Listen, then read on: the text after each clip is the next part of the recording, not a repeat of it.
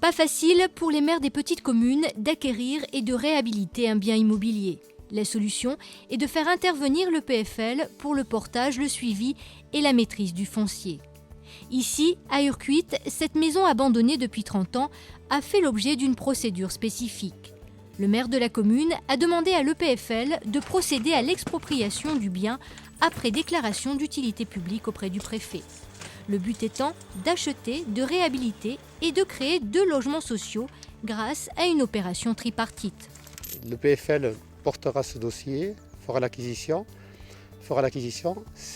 passera une convention de portage avec la commune sur 20 ans, c'est une durée de 20 ans.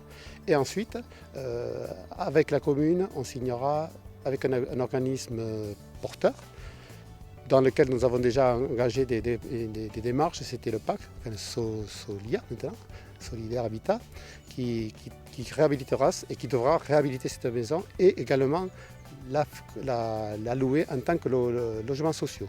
Grâce à ce mode opératoire du bail à réhabilitation, la commune d'Urquit récupérera 2 logements sociaux au bout de 30 ans. Pour le pacte HD, aujourd'hui rebaptisé Solia, c'est une opération avantageuse pour les 3 partenaires. La commune récupère un bien qui était qui était complètement abandonné. Le PFL fait son boulot d'acquisition de portage, c'est quand même le spécialiste sur ces questions-là. Et ça permet à Solia, Pays Basque, de créer 2 logements sociaux sans avoir le poids d'acquisition foncière immobilière. Autre exemple, ici à Béguios, une commune de 300 habitants. Cet ancien couvent des années 40 n'est plus habité depuis 15 ans. Le maire, vu la baisse des dotations d'État, n'a pas les moyens d'acquérir ce bien. Il fait appel à l'EPFL et à l'Office 64 pour réaliser un bail à réhabilitation. C'est l'EPFL qui achète le couvent, qui nous le porte pendant 20 ans. Nous, on le rembourse par annuité, donc sur 20 ans. En même temps, on établit un bail à réhabilitation donc, entre 3 partenaires, le PFL, la commune et l'Office 64. Au bout de 20 années, le PFL sortira bien sûr de ce partenariat, puisqu'on aura fini de rembourser ce portage.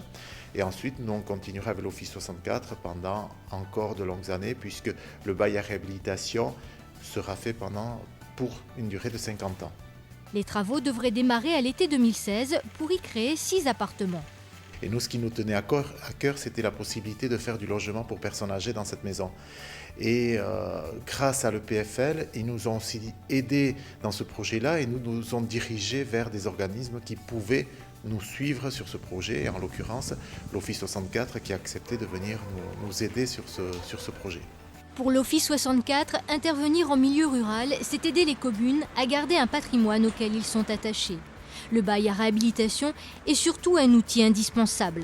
Donc ça permet justement de pouvoir équilibrer les opérations qui sont de plus en plus chères, au regard notamment du coût de la construction qui est de plus en plus élevé avec l'accumulation des normes réglementaires, etc.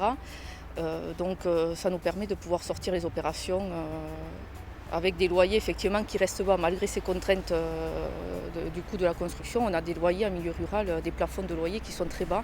Donc le bail à réhabilitation, principalement pour l'office, permet de pouvoir équilibrer les montages financiers et de sortir l'opération. Les projets de réhabilitation relèvent de pratiques foncières, patrimoniales et identitaires que le PFL souhaite favoriser dans ces milieux ruraux.